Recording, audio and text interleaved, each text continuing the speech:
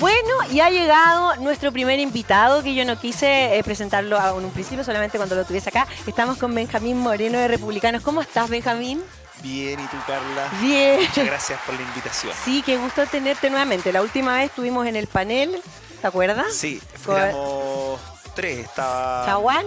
No, fue Chaín. Fue Chaín. Sí, pues Chaguán, Dios. Uy, se me olvidó. Marcelo Y Marcelo Brunet. Sí, Marcelo. Mira, que me ya... acordé más ahora que cuando estábamos en el panel. Sí. Del nombre. No, Marcelo es parte ya de nosotros y nos acompaña mucho. No, sí lo he visto, sí lo he visto. Así que estamos bien contentos. Oye, Benjamín, a ver, muchas cosas que conversar, pero vamos a partir como por lo más reciente que tiene que ver con ustedes, y es que se bajan de la mesa de pensiones, pero parece que hay un malentendido. Por eso quiero que tú mismo lo expliques, porque también lo explicaste también ese mismo día. Sí, mira, lo que pasó es que nosotros estábamos... Esta era una mesa técnica de pensiones, ¿ya? Eso era lo primero.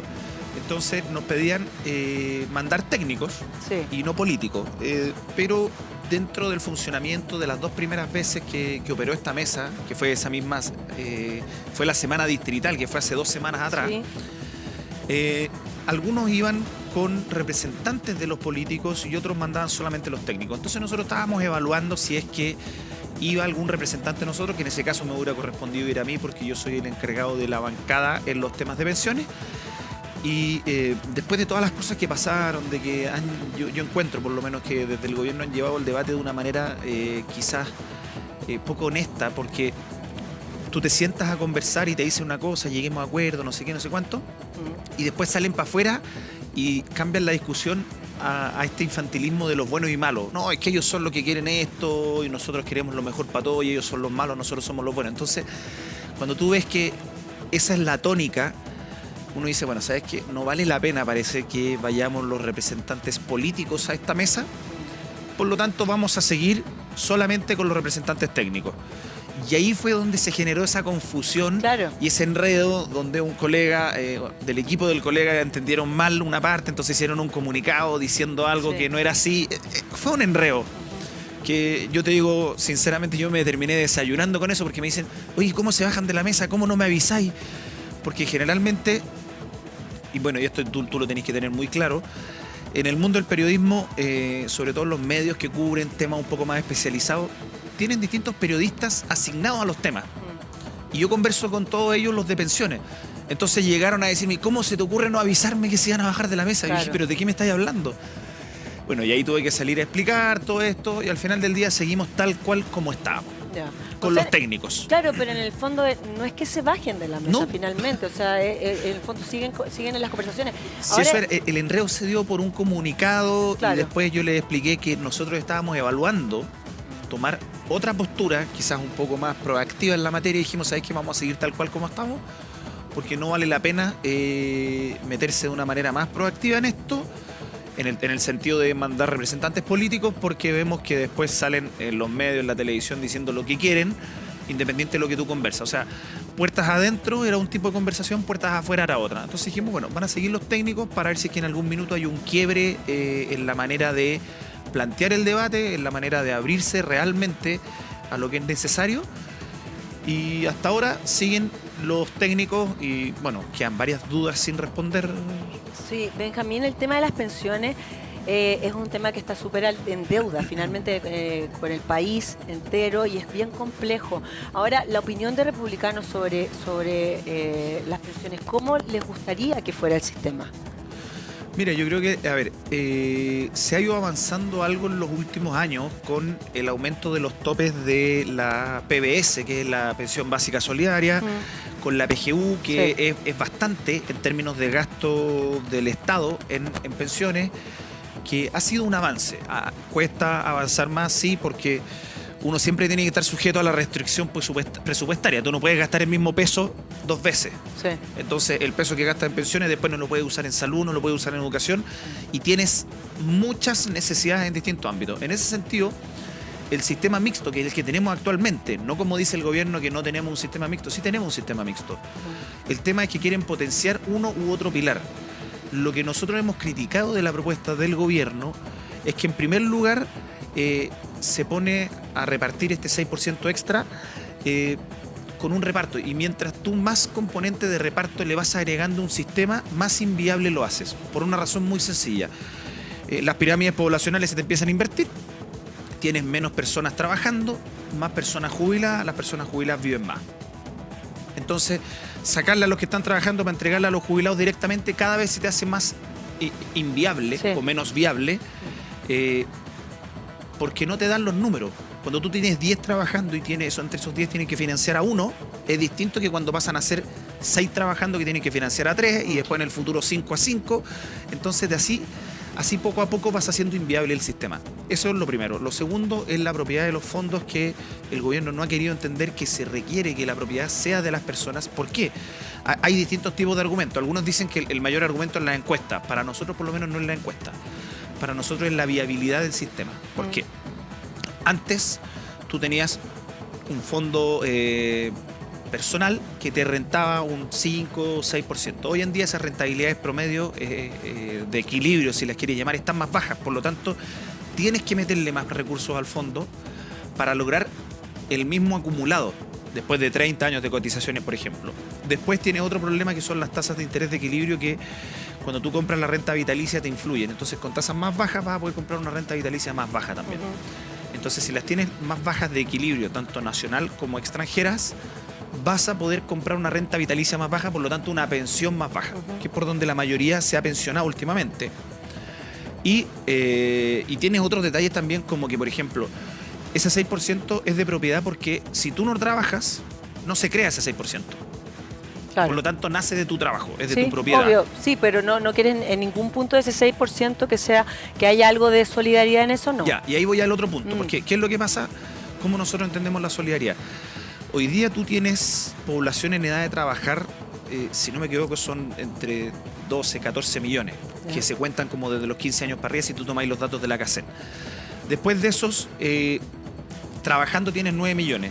De esos 9 millones, un poco más, formales tienes 6 millones o 6 millones y medio. Se te va achicando la torta. Sí, no, cada vez más. Entonces, cuando tú dices solidaridad con ese 6%, lo que estáis diciendo es carguémosle la mano de todas las pensiones a esos 6 millones y medio que están trabajando y que están trabajando formal.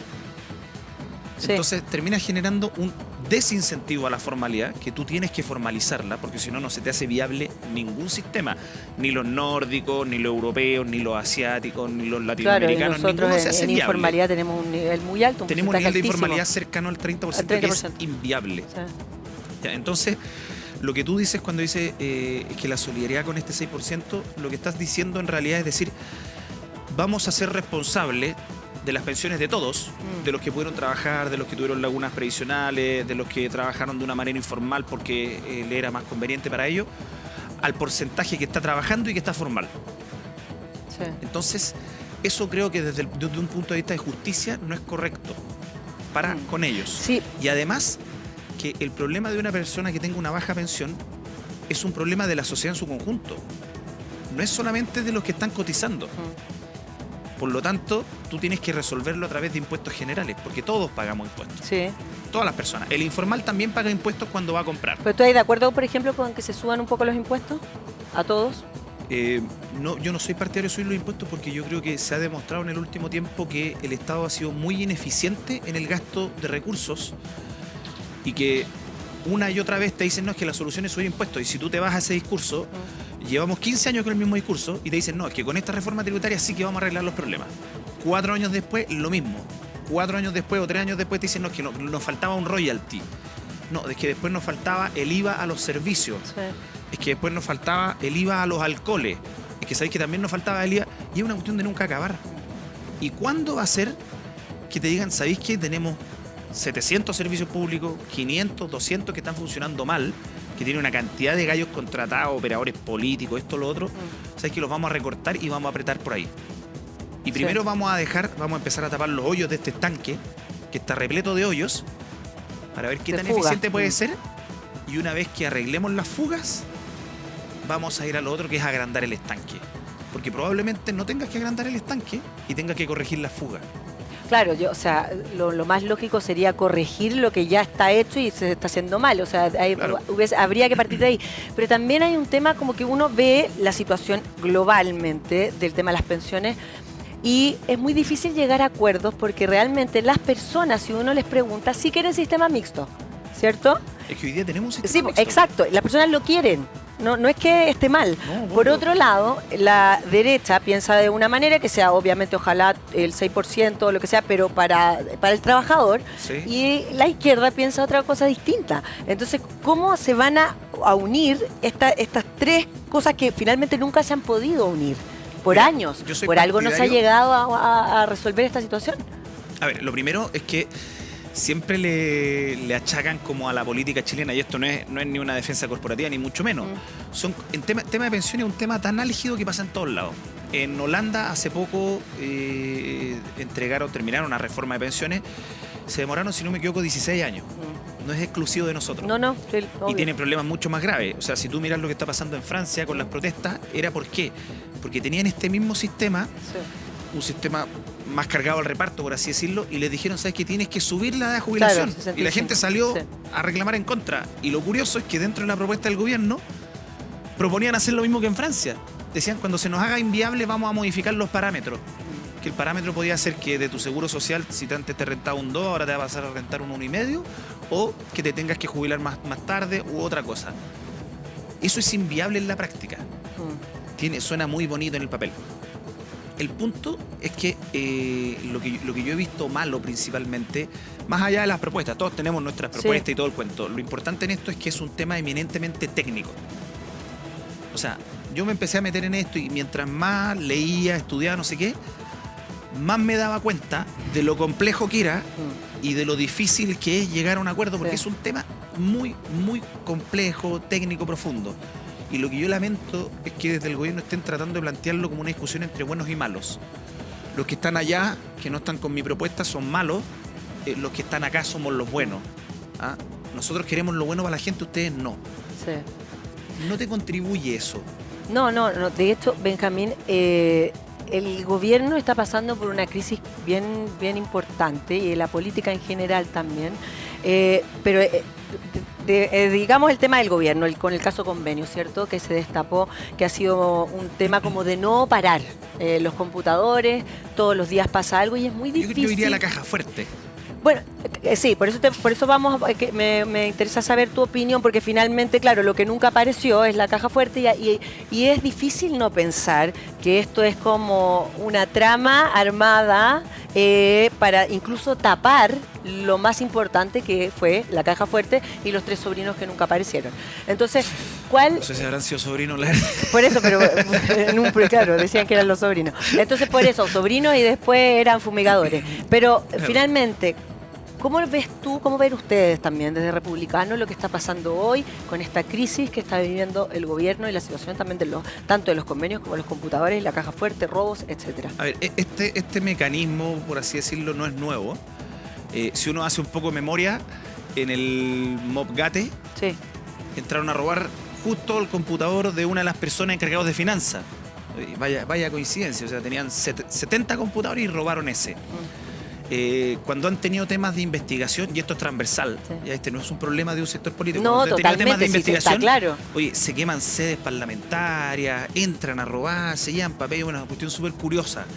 Yo no voy a imputar delitos a nadie, pero es curioso por lo menos, ¿ya? El punto de los convenios no es curioso, yo diría que ya es un mecanismo. Yo le pongo esa palabra porque mecanismo es el nombre de una serie que relata el mecanismo. caso de Lava Jato de Brasil, que era literalmente un mecanismo. Claro. ¿Y qué es lo que hicieron acá? Eso mismo, que lo trajeron desde España y a través de este ropaje muy bueno, muy bonito de las organizaciones que se preocupaban de los más pobres, no sé qué, decían, bueno, vamos a hacer un informe para ver si es que el informe que nos entregaron del último informe estaba bien hecho. Y contratamos a quién, no al compadre que se nos quedó sin pega, porque perdimos el gobierno. Y así lo vienen haciendo hace rato. Entonces... Es una manera de fraude en el fondo, de Sí, fraudar yo creo que sí. al fisco. ¿Es de nunca acabar? Sí, yo creo que falta mucho por destapar. Y se va de... Porque ayer Camila Yo espero Vallejo... que no lo tapen con tierra. No, por eso, es que Camila Vallejo ayer estuvo en una entrevista en CNN en la noche y tolerancia cero, de Sí. hecho. Bueno, me imagino que lo viste. Entonces, Vi bueno, unas partes. y respondió algo muy me llamó mucho la atención, sinceramente, fue que le preguntan a ella porque ellos se sintieron muy ofendidos cuando la UDI le imputó a Giorgio Jackson un delito, Claro. ¿cierto? Y entonces le hace la pregunta el periodista y le dice, ¿y usted cuando le imputó un delito al carabinero, ¿cierto? Claro. En Panguipulli, ¿no es lo mismo? Le dice. Y ella no quiso responder, no respondió la pregunta. E hizo como dijo, no quiero hacer el juego del empate. Empezó con la repetición del mismo discurso. Empezó a salir por la tangente. Pero tampoco, tú dices que increíble, porque esto se comprobó que evidentemente judicialmente que el carabinero lo había hecho en defensa propia, o sea que estaba todo dentro de la ley, o sea él había actuado muy de la norma, y ella no es capaz de ni siquiera decir en realidad yo, bueno, sí, cometí un error y avanzar, ¿me entiendes? Como avanzar con lo que estaban hablando, lo que está pasando hoy. Entonces este tema de los empates que se hacen es como una manera de tapar, y de alguna manera es la sociedad, lo que se está viendo, lo que se está sintiendo es un engaño total. Entonces, ¿cómo salir de esa situación? ¿Cómo puede avanzar el gobierno hacia un buen punto? Porque le queda mucho tiempo. Es lo que hablábamos en esa mesa. Sí. Que le queda mucho tiempo todavía de gobernar. Oye, difícil porque no sé si alguien tendrá la respuesta correcta a eso. ¿Cómo avanzar en eso? Lo primero, lo que tú dices es verdad. Esto no es de un sector u otro. Lamentablemente ha sido transversal. Si tú vas al tema del financiamiento irregular de la política, en el caso de Sokimich, de Penta, no sé qué, cayó una persona presa. Uno. Sí. ¿Y cuánto eran? Si habían financiado de lado y lado. Y ahí tienes un problema, que cuando el poder político termina invadiendo, por así decirlo, o coaptando otros poderes del Estado, como el judicial, que debiera ser independiente, bien independiente en la práctica, tienes un problema porque empiezan los arreglines. Yo creo que, a ver, para mí, y esto es una opinión súper personal, creo que una de las maneras, una de las formas de ir mejorando la política es disminuyendo el número de políticos, sobre todo los electos. Bueno, los diputados, los senadores. ¿Por qué? Porque hay un par de cosas que yo encuentro que son prácticas y otras que son de competencia. Mientras más competencia le agregas tú al sistema, mejor. ¿No es cierto? Porque el que sale arriba, el que llega a flote, es más preparado o tuvo que pasar más filtros, ¿ya? Entonces, cuando tú tienes, por ejemplo, distritos más pequeños, se eligen a menor cantidad de diputados, senadores, tú como candidato quedas más expuesto. Por lo tanto, es más fácil que te tengan en la retina, es más fácil que puedan someterse al escrutinio tuyo, o sea, tú te puedas someter al escrutinio de las personas y así. Otro punto es que cuando son menos es más fácil trabajar, porque si tú estás sentado en una mesa, por ejemplo, las comisiones de las cámaras son 13 personas, si fueran 9, sería más fácil, cundiría más el tiempo, sería más fácil llegar a acuerdos. Sí, pues más fácil ponerse de acuerdo. Entonces, con menos. Ahora, por ejemplo, en las pensiones tienen una mesa donde tienen 20 y tantos expertos. O sea, los expertos de izquierda no fueron capaces de ponerse ellos de acuerdo cuando hicieron la mesa de ellos. Yo conozco a varios de los expertos de derecha y no todos están de acuerdo en el mismo punto. Sí. Entonces, uno te dice, no, mira, que la propuesta de este compadre, que es vecino mío, no se hace cargo de esto. Y el otro dice, no, pero es que lo que plantea este compadre es este otro problema. Y así vas en una espiral donde tú, si agrandas mucho, tiendes a tener este tipo de problemas. ¿Cómo solucionarlo desde el Estado? Mira, yo creo que hay hartas complejidades. Lo primero va a ir en la calidad. Yo creo que la calidad va directamente relacionado con la cantidad. Con la cantidad, el porte del Estado, la cantidad de políticos que tú tengas. Por ejemplo, si empiezas a ir a términos prácticos, en una región tú tienes que poner Seremi. Si tienes que poner 20, es bastante más probable que se te pase alguno que sea malo, que tenga algún problema, que no funcione bien, a que si tienes que poner 5 o 10. Sí. Y eso multiplícalo por todos los estamentos del Estado. Y suma y sigue. Es una cuestión de nunca acabar. Entonces, yo creo que una de las maneras de disminuir la corrupción es achicar un poco el Estado para que todas las transferencias sociales, achicar yo me refiero en términos de burocracia, no en términos de transferencias sociales o ayudas que se requieren, sino que las ayudas tengan que pasar por menos intermediarios para llegar a la persona. Y con eso vas quitando las posibilidades de corrupción y distintas cosas. Claro, no te da, claro, el mecanismo ahí no da para que pasen este tipo de cosas. Se habla mucho de las transferencias directas. Sí. Ya, cuando las transferencias son directas, cuando por ejemplo le dicen a la persona, bueno, aquí hay recursos para que usted arregle su casa, y no lo hacen a través de una fundación que arregla casas y que subcontrata a otra persona para que le arregle la casa a la persona. Bueno, ahí se pierde mucho en el camino. Yo siento que también los que somos más grandes vivimos, ponte tú, cuando se pusieron de acuerdo Lagos con Longueira. De acuerdo, Lagos, claro, que eran políticos distintos también. O sea, en esa época, antiguamente nosotros estamos acostumbrados a ver un presidente de una línea, no de 25 líneas. Había mucha más confianza, respeto en las instituciones. Mira, desde la iglesia, Carabinero, todas las instituciones. Nosotros crecimos como de otra manera. Hoy día vemos como algo que no hay, como que uno no ve certezas, no sabe en quién confiar, porque les hacen entrevistas, como por ejemplo ayer, incluso Luis Cordero, el ministro Marcel, y después dicen una cosa que dice, pero están diciendo la verdad, están hablando, es un descriterio a veces las cosas que dicen. Entonces, sinceramente, hay como un tema de no saber para dónde vamos, cómo esto va a mejorar, cómo van a llegar realmente a consensos que son tan necesarios para el bienestar real del país. Y más ahora que estamos ante situaciones muy complejas como la salud, la educación, y que han estado como quedando ahí, finalmente. Ahora, ustedes están con, según las encuestas también, el tema de la nueva constitución es bien complejo, porque al parecer la gente tampoco tiene interés en esto. ¿Qué significa eso para ustedes? Como la responsabilidad en primer lugar, es un gran desafío, muy grande.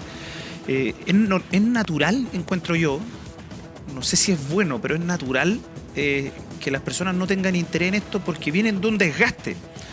Si nos vamos un poco más atrás, la primera propuesta de constitución, además de ser un desastre, les prometieron que le arreglaba todos los problemas, que le iba a mejorar la casa, le iba a mejorar la salud, le iba a mejorar el transporte, la educación. O sea, cualquier problema servía para todo.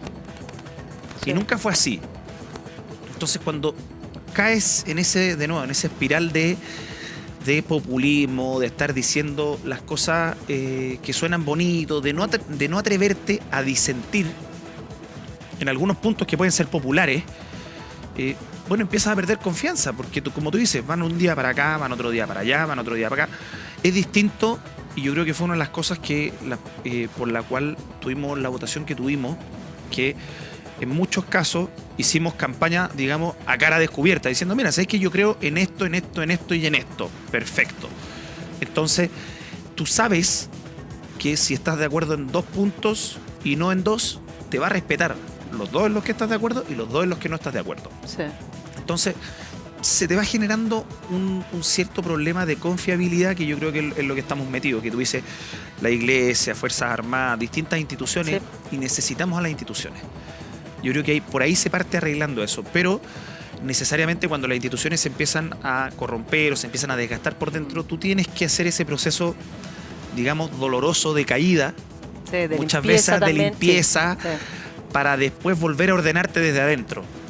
Porque tú no solucionas los problemas metiéndolos debajo de la alfombra. Tarde o temprano te terminan reventando. Claro, que uno finalmente eso es lo que siente a veces, como que ahora, y es parte de la historia también, que las cosas a veces se tapan nomás con tierra y no pasa nada. Ahí volvimos a ver a Catalina Pérez. Son como muchas situaciones que uno, como que hay más conciencia también ahora, también los chilenos tenemos de la política, porque como estamos viviendo muchos problemas, también tenemos más conciencia. Bueno, estamos en un periodo bastante turbulento. Sí. Desde el 2019, de octubre, desde el cambio de constitución, donde tienen mucha incerteza, o sea, sí, económicamente vamos mal. Yo creo que el gobierno está más preocupado de temas que son un poco más ideológicos, sí, que temas que les preocupan a las personas. Porque yo te pongo un ejemplo burdo. Voy a la calle y a los políticos que mira, que los 50 años, que no los 50 años, que aquí, que allá, que... Y voy a la calle y la señora me dice, ¿sabéis que en Rauco, hace 2 semanas, me dice, ese vecino de allá, ese es un punto de venta de droga? Y si es que a mí lo que me preocupa ahora es que yo trato de que mis hijas, tenía 2 hijas, no salgan de la casa cuando vuelven de la escuela. ¿Por qué? Porque no quiero que, si es que hay una pelea, si es que hay alguna cuestión, una bala loca, o que vean cosas que yo no quiero que vean. Obvio. Porque el vecino de la esquina de mi casa es un narco. Sí, trafica, claro. Bueno, sí, es que esas son las situaciones que estamos viviendo hace mucho tiempo y hoy día las vemos mucho más. Hay una desconexión absoluta. Benjamín, queremos seguir conversando contigo, pero déjame hacer una pequeña pausa para Benja. Bueno, de Laboratorio ISS pasamos a esto. La verdad es que sí, estábamos hablando de la cantidad de información de repente que uno escucha de todo el gobierno, en general, los ministros, etcétera, y es bien complejo sentir que uno les cree. Sea del lugar que sea. Me refiero a eso. Hay una falta de confianza y de credibilidad muy, muy grande porque también se topan en los dichos.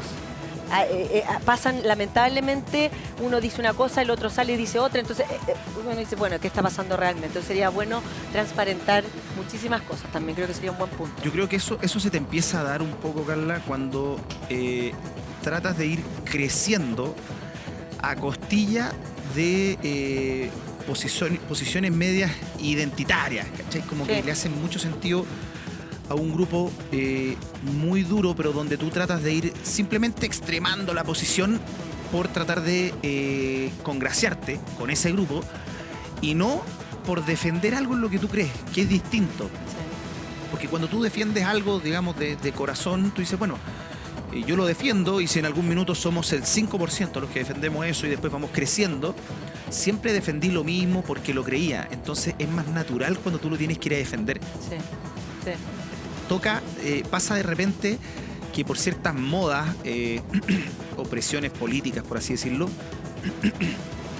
hay algunos que o se ponen más duros o se ponen un poco más amarillos, por así decirlo, ya que estamos con un sofá casi amarillo y yo estoy con corbata amarilla. Claro, es porque estoy abierto al diálogo.